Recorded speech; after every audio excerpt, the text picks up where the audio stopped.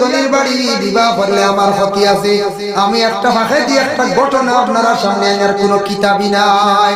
আগে কইয়ার কিতাবই না বাদে হইলাই খালি কইল দেওয়া।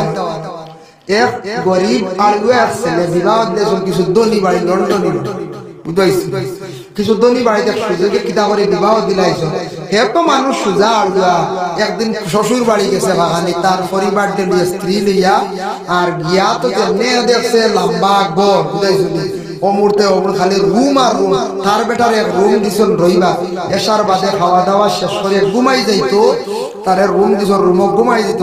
কারণ হে তো জীবনে ইটা বিছনা ইটা গোর আর ইটা মশর ইটা বালিশ দেখছে না। কারণ হে তো গরিব মানুষ এটা আসলে না আমরা গরিব। আমি উদাহরণস্বরূপ কইয়া ইটা দেখছে না রাইতে যখন ঘুমাই দিত খাওয়া দাওয়া শেষ এখন হে মশরের ভিতরে ঢুকতো ফত টুকাইয়া পায়। এটা তো চেইন সিস্টেম মশর কইলে ঘুরতে ঘুরতে সাইয়া দেখো কোনো ফত না উপায় নাই চিন্তা পড়ে কইল মনে উপরে দি ফত মানে উঠিছে ভাইয়া ও তীর উঠিয়াও কইল ফত আবো দেখে না হালমারি ঢুকা যাইব মনে হয় যেমনে মারছে হাল লন্ডনের বাড়ির চাইনেলা সিস্টেম মশর ছিড়িয়া নিয়ে তোলে পড়ছে দৌড় দি পড়ছে উপর তাকে হালমারি তোলে পড়ছে আওয়াজ করছে ফেলাও দৌড়াইয়া খান খালা আসলে শ্বশুরি টাইম দৌড়াইয়া আইসন হি মনে করছে তার পরিবার দরিয়া যেমনে খিরানি শুরু করছে যেমনে খিরানি শুরু করছে কই আসলে অত সময় ফোত কইয়ার না মশর ঘুমাইতাম ছড়াই তুই আসছি কইয়া খোঁজ কি শ্বশুরি কোনো মাত না কইতে যা বুঝবে আর আমার পুরি মনে করে বেঠা মাঠে খাম নাই সিল দিবার মুখ গুণটা দিয়ে আমার সঙ্গে খিলুল খাইয়া কিলুল খাইয়া গেছিল আইসন পরিবার আইসে মনে করতো তার শ্বশুরি আইসন শ্বশুরি গো আম্মা নিবালা আসসালামু আলাইকুম কোনো অসুবিধা না কিচ্ছু হইছে না আমার বুঝাইছে তোমার তার বউকে সালাম দিয়ে আম্মা নিগো আসসালামু আলাইকুম না কিচ্ছু হইছে না কিন্তু হে পড়িয়া খবর কি দিছে কত বড় আওয়াজ ও ই ব্যাকলির কেন বললো হে জীবনে সেই দেওয়া মশর দেখছে এর লাগি আমরা হলো সমানে সমানে কুটুমাল হইতো।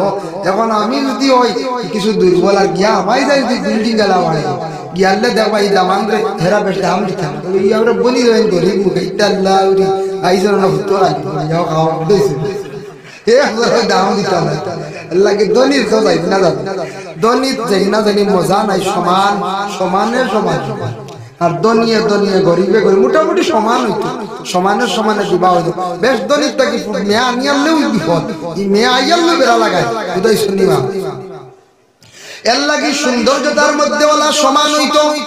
আমরা দেশ চাইনু ছেলে কিছু রং কম মেয়েগুলি এইতাম দুনিয়ার দুধে খালি সুন্দর হইতো ও মিলাইয়া আনলে মেয়েগুলি বেশি দল আর ছেলে খালা ও খাইলি বাড়া বেড়া ও বেড়া খাইলি এর লাগি ছেলে আর মেয়ের রং গলা মোটামুটি মিল থাকতো।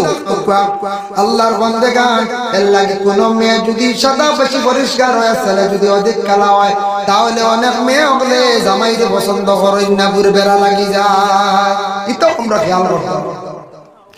যার জন্য আল্লাহর বান্দেগান এর লাগি বিশেষ করিয়া স্বামীর উপরে হক আই গেল বলে কিতাব হক গুলা আদায় করিয়া যাইতে বরণ পোষণ করিয়া যাওয়া এবং পর্দার ভিতরে রাখা স্বামীর উপরে হক। এখন দেখো স্বামী ঘর স্থির আনার সঙ্গে সঙ্গে নামাজের তাকিদ দিতা পর্দার তাকিদ দিয়া যাইতা এই সময় গরস্তে যদি নামাজ পড়েন না পর্দা বিলকুল যদি মানেন না স্বামীর জন্য আপনার হুকুম কিতা ফাইসুহুন্না আপনি সর্বপ্রথমে কি করক আপনার স্ত্রী আপনি নসিহত করেন বুঝায় ওয়াজরুহুন্না ফিল মাদাজি এরবারে হইছে না আপনি বিছনা আলোক করো আপনার ঘরের বিবির কাছটা কি আপনি বিছনা আলোক করিলাও আবু হইছে না আবু ঠিক হইছে না প্রতিবেশীরে ডাকো হও আমার ঘরের পরিবারে আমার কথা শুনেন না ওই জেনের বাড়ি শ্বশুর বাড়ি খবর দাও হইতো ফেলো কিচ্ছু হইলো ফোন করি শ্বশুর বাড়ি না খালি শ্বশুর বাড়ি নালিশ না শ্বশুর বাড়ি বেশি নালিশ দিলে বেশি করলে আপনার দাম কমে যায় বলে কিরা আমরা উস্তাদে উঠিয়া কইছিলা চিত্ত সুখের গীত গায় স্ত্রী সুখে শ্বশুর বাড়ি যায় কইলাম হুজুর কিতা কইলের অর্থ কিতা বলে চিত্ত সুখে গীত গায় জীবনে যে মেহনত করিয়া টাকা পয়সা বানাই লাইছে জীবনে যে টাকা পয়সা বানাই লাইলো, টাকা পয়সা বানাই আনলে বেটা সুখ শান্তির জিন্দেগি আইলো, বালা ঘর বানাইলো, বালা বিছনা বানাইলো, ইমান সে দেখবা তার সুখের সুখের গীত গান, সুখর গান গান, এর লাগি চিত্ত সুখে গীত গায়। আপনি চিত্ত সুখ যদি ওই সুখী হইতাছেন, তাহলে জীবনে প্রথমে কি করো? মেহনত করো। প্রথমে কিটা করো? মেহনত করো। প্রথমে মেহনত করিয়া যাও। এর লাগে পয়লা আপনার মেহনত করো। পয়লা কিতা হইতো? মেহনত হইতো।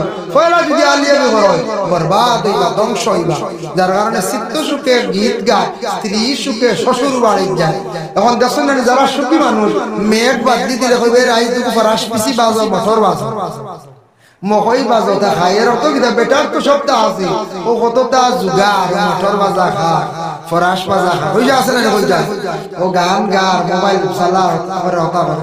আর আমরা যারা নাই গরিব মানে মেপতু বান্ধের গাই দিয়া বার হইছি, বলদ দিয়া ওবাই দিয়ে খেত ইবা না গেলে ওর না, ও আমরা যারা আমরা চিত্ত সুখ আছে জি না।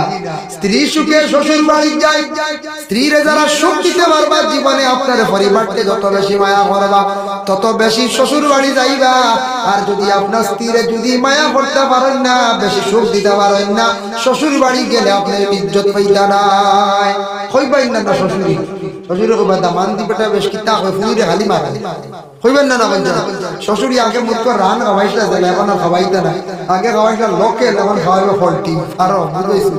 কইবে না না হুড়ি করে মারিয়া থবাই খালি ভাই ও বেশ খাওয়াইতে যায়। এর লাগে চিত্ত সুখে গীত গায়, স্ত্রী সুখে শ্বশুর বাড়ি। স্ত্রীর সুখ দিলে শ্বশুর বাড়ি যাওয়ার রাস্তা খোলা থাকে, দেখতে পারো। যার জন্য বিশেষ করিয়া ওয়াশিরুহুন্না বিল মারুফ, স্বামী তোমাদের স্ত্রীর সঙ্গে তুমি ভালো ব্যবহার রাখো, ভালো ব্যবহার করতে, সুন্দর ব্যবহার করতে, সুন্দর করে মাতার চেষ্টা করতে।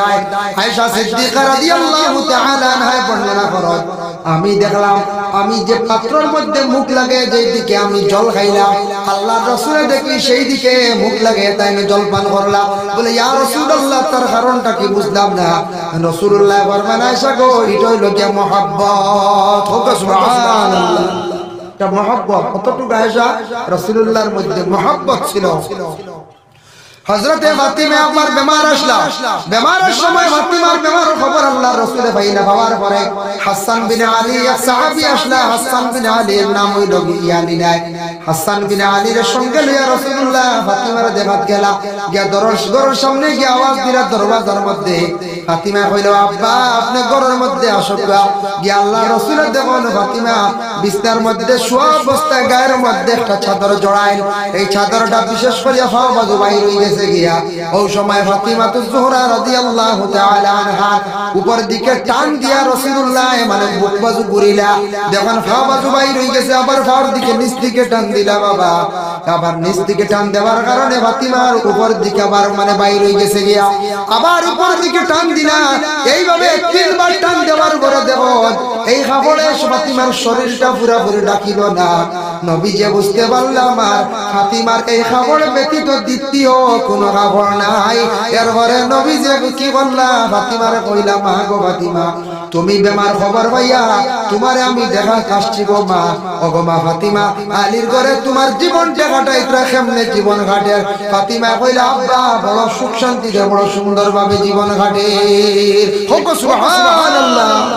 কতটুকু আর পরে বুঝবাই ফাতিমার কাপড় দ্বিতীয় কাপড় আর নাই গার মধ্যে দেওয়া। এর হরেও কইত্রা ফাতিমায় বলে খুব বালা কাটে, কতটুক সবরদার, কতটুক ধৈর্য ধারণ করছেন হে বলে ফাতিমায়। মাশাআল্লাহ, আল্লাহর বান্দাগানের জন্য আপর হইছে আলোচনা। এর লাগে বিশেষ করিয়া স্বামী দুই অবস্থায় গরজ তীরে মারতা না। এক নম্বর হইল ফাও দিয়ে চলাইয়া কোনদিন মারবা না। আমরা দেশ কিছু মানুষে মারি দেন, ওরে বাবা আপনি ফাও দিয়ে আপনার ঘরের বিবিরে আপনি মারবা না।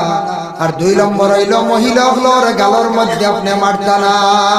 মহিলাগুলোর দুইটা পালা গুণ পাইলে মহিলাগুলোরে মারিও না। একটা হইল কোন মহিলা যদি স্বামীর আমানতে খেয়ানত করেন না, তাহলে তুমি দেন এই মহিলারে কোনো সময় মারিও না। আমানতর খেয়ানত বুঝাইছেন, স্বামীর সম্পদ তান দেহ এটার তান খেয়ানত করেন না, তাহলে এই মহিলা বড় বালা, সম্পদ ছাইয়া রাখরা, সম্পদ ছাড়াই না। মহিলা যদি আমানতের খেয়ানত করেন তাহলে স্বামীর কোনোদিন উন্নত হয় না।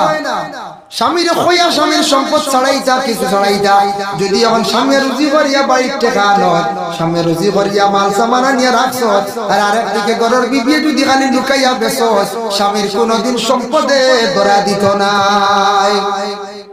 কিছু কিছু মাহবুব নগর শুনছি বাজার থেকে কোরআন থেকে বেটা মানুষ আবার ঘরে শুনছি ওলা আরে পকেট থেকে বিয়া নোটি যখন 200 নাই বুঝাইছে 200 গেছে গিয়া 100 গেছে গিয়া ইলা লুকাইতা না। আর স্বামীও হলো কিছু আসল ফাক্ত খমরো সাবি গরের বেটিদের হইয়া চৌকেও দেয় ইয়া আল্লাহ, গরের বেটি গরের বিবিরে বিশ্বাস আপনি এখানে করতা না, এটা কিতাব আছে না, আপনি এখানে আপনি বিশ্বাস করতে না। গরর পয়সা নিয়ে আপনি বিশ্বাস করে গরর বিবিরা তো দেন, বেটির মনে আনন্দ আইব আমার স্বামী আমার কাছে বিশ্বাস করে টেকা রাখরা, তখন আর পয়সা হইলে লাইতে না, নিলে হইয়া নিবা পয়সা জীবনে আত থাকবো, একটা খুশি থাকবো আমার স্বামী আমার। আমার দেশে এক গুরু আছে বেশ না, এটা খুব কম 700 9,000 10 এরা সম্র দেখবা ছাপি বুঝবাইছে পয়সা বাক্স যেখান থেকে গরর বেটিং করে পয়সা চৌকে দেয় নাইয়া যাইতে ও কোন সুরত 200 আর ইলা বেদড় ইরা এরা গরর বেটিং খাইতা খিলাই গল্লা দর দেখো স্যার বেটিগির রান্না আর কিচ্ছু বালা খাইতো বালা। এক সময় কোন সময় কোন একদিন ওয়ামা আছে হিন্দি তো কোন এক বেটি আছে রানি বেটাই যে টাইট করে বাক্স কইছে তালা মারিয়া, বেটি বাপর বাড়ি ছাড়া কোনো লাইন নাই, বাপর বাড়ি থেকে দিয়ে আনে না কোনো লাইন নাই, লাইনই বলে কোন যায় জি না। এটাই না আনন্দ। স্বামী স্ত্রীর দৈনন্দিন জীবনে যদি সুখ থাকে না আনন্দ থাকে না, এই পরিবার উন্নত নাই সৌন্দর্য নাই যত টাকা দাও, এটাই তো আনন্দ থাকতো স্বামী স্ত্রীর দৈনন্দিন জীবনের মধ্যে। টাকা পয়সা আপনি ঘরের বিবিরা তো দেন না, আচ্ছা বড় অ্যামাউন্ট কিংবা বেটি মানুষ বুধবাই থানায় 20,000 30,000 জি দিবে আরো হারে আন্দাজি কিছু পয়সা রাখক কা, বড় অ্যামাউন্ট ব্যাংক রাখক কা, এটা দেখাই ও পয়সা রাখছি ওগুন সাইও খেয়াল রাখি আগুন থাকি বাঁচিয়া থাকি আগুনে বড় জ্বলি গেলে হয়ে যাও শেষ কথা হইতা আল্লাহ আমরা একদিন আমি হই আর কেমনে না আমরা গেছি মাথা ডাইরেক্ট বেটিংতে পয়সা চৌক দেবো ও নাইর যাইতে 200 হাই হাই কি আল্লাহর দিন কাটে কি করে বেটি দেইতা এই বেটি চুরি করব না রে সে পাইলে 20 টাকা মারি আয়া আল্লাহ গিয়া পয়সা চুরি করতে কি বেটি মানছি চুরি করার লাইন আপনি দিতা কি, যার কারণে এটা পালা না। স্বামী স্ত্রীর দৈনন্দিন জীবনে মহব্বত থাকতো, মিল থাকতো, পয়সা করি দরকার এটা দিতা বরণ পোষণ করিয়া আপনি যাইতা।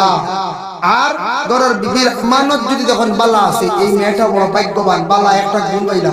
2 নম্বরে বালা গুণ পাইলাও মহিলার, যে মহিলায় অসাক্ষাতে তাকিয়া স্বামীর বিভিন্ন কর্মকাজ করতে পারো, যে মহিলা অসাক্ষাতে তাকিয়া মানে পর্দার হালতে তাকিয়া এই মহিলায় বিশেষ করিয়া স্বামীর অনেক কাজগুলা করতে পারো, জানিয়া রাখবা সেই মহিলার মধ্যে বালার একটা গুণ পাইলা।